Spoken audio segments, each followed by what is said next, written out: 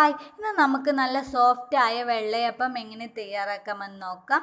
ഇതിനായിട്ട് ഞാനിവിടെ എടുത്തിട്ടുള്ളത് 2 കപ്പ് പച്ചരിയാണ്. ഈ 2 കപ്പ് പച്ചരിനെ നമ്മൾ 4-5 മണിക്കൂർ വെള്ളത്തിൽ കുതിരാൻ വേണ്ടിയിട്ട് വെക്കണം. 5 മണിക്കൂറിന് ശേഷം അരി നന്നായി കുതിർന്നിട്ടുണ്ട്. ഇതിനെ വെള്ളത്തിൽ നിന്ന് വാർത്തെടുത്ത് വെച്ചതാണിത്. ഇനി നമുക്കിതിലേക്ക് ആവശ്യം 1 ടീസ്പൂൺ ഈസ്റ്റാണ്. ഈ 1 ടീസ്പൂൺ ഈസ്റ്റും 1 ടീസ്പൂൺ പഞ്ചസാരയും കൂടെ മിക്സ് ചെയ്തിട്ട് നമുക്ക് അല്പം വെള്ളം ഒഴിച്ച് കൊടുത്ത് 15 മിനിറ്റ് നന്നായിട്ട് പൊങ്ങി വരാനും വേണ്ടിയിട്ട് വെക്കാം. ഈസ്റ്റോ അല്ലെങ്കിൽ ഈസ്റ്റിൻ്റെ പൗഡറോ യൂസ് ചെയ്യാം. നല്ല ആക്റ്റീവ് ഈസ്റ്റ് യൂസ് ചെയ്യുകയാണെങ്കിൽ നന്നായിട്ട് പൊങ്ങി കിട്ടും. ഇനി നമുക്കിതിലേക്ക് ആവശ്യം 1 കപ്പ് തേങ്ങ ചിരകിയതാണ്. 2 കപ്പ് പച്ചരിക്ക് 1 കപ്പ് തേങ്ങ എന്നാണ് കണക്ക്. ഇനി നമുക്ക് എടുത്തു വച്ചിരിക്കുന്ന അരിയുടെയും തേങ്ങയുടെയും പകുതി മാത്രം മിക്സിയിലിട്ടിട്ട് അല്പം വെള്ളം ഒഴിച്ചിട്ട് നന്നായിട്ടൊന്ന് അരച്ച് പേസ്റ്റ് ആക്കി എടുക്കാം.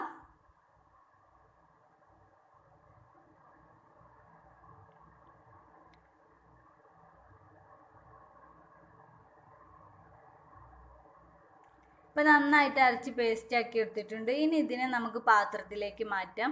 ഇനി ഇതിലേക്ക് വേണ്ട കപ്പി കാച്ചിയെടുക്കാം. ഇതിനായിട്ട് ഒരു പാനിലേക്ക് നമ്മൾ 3/4 കപ്പ് വെള്ളം ഒഴിച്ചു കൊടുക്കുക. അതിനുശേഷം നമ്മൾ അരച്ചെടുത്ത് വെച്ചിരിക്കുന്ന മാവിൽ നിന്ന് 1 തവി മാവ് നമുക്ക് ഈ വെള്ളത്തിലേക്ക് ഒഴിച്ചു കൊടുത്ത് നന്നായിട്ട് കുറുക്കിയെടുക്കാം.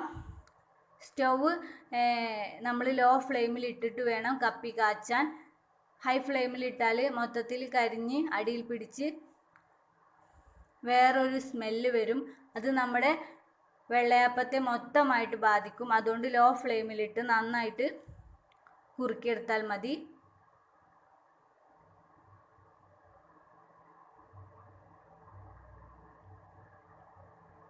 ഇപ്പോൾ നമ്മുടെ കപ്പി കാച്ചിയത് ഏകദേശം നന്നായിട്ട് കുറുക്കി കിട്ടിയിട്ടുണ്ട്. ഇനി ഇതിനെ നമുക്ക് ഫ്ലെയിം ഓഫ് ചെയ്ത് നമുക്ക് അല്പം തണുക്കാനായിട്ട് മാറ്റി വെക്കാം. ഇനി അടുത്തതായിട്ട് നമ്മൾ ബാക്കി വെച്ചിരിക്കുന്ന പച്ചരിയും തേങ്ങയും കൂടെ നമുക്ക് മിക്സിയിലേക്ക് ഇട്ട് കൊടുക്കാം. ആദ്യം നമ്മൾ പകുതി മാത്രമേ അടിച്ചെടുത്തിട്ടുണ്ടായിരുന്നുള്ളൂ. ഇനി ബാക്കി പകുതി നമുക്ക് മിക്സിയിലേക്ക് ഇട്ട് കൊടുക്കാം. ഇനി ഇതിൻ്റെ കൂടെ നമ്മൾ 15 മിനിറ്റ് പൊങ്ങാൻ വേണ്ടി വെച്ചിരിക്കുന്ന ഈസ്റ്റ് ഇതിലേക്ക് ഒഴിച്ചു കൊടുക്കാം. ഇനി ഇതിലേക്ക് 3 ടേബിൾ സ്പൂൺ പഞ്ചസാര കൂടി ആഡ് ചെയ്ത് കൊടുക്കാം. പഞ്ചസാര നമ്മുടെ ടേസ്റ്റിനനുസരിച്ച് മാറ്റം വരുത്താവുന്നതാണ്. ഇനി ഇതിലേക്ക് നമ്മൾ കുറുക്കിയെടുത്തിരിക്കുന്ന കുറുക്ക് ഒഴിച്ചു കൊടുക്കാം.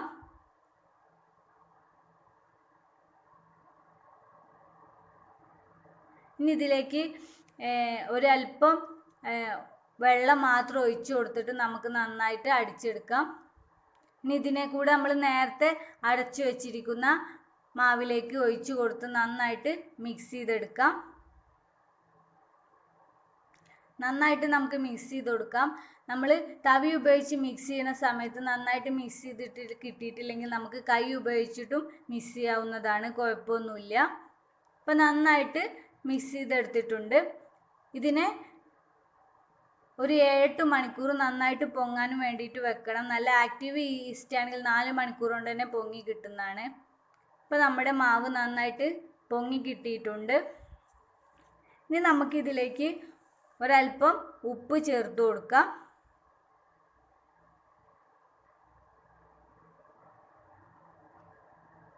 ഉപ്പിനെ നമുക്കിതിൽ നന്നായി ഒന്ന് മിക്സ് ചെയ്ത് കൊടുക്കുക.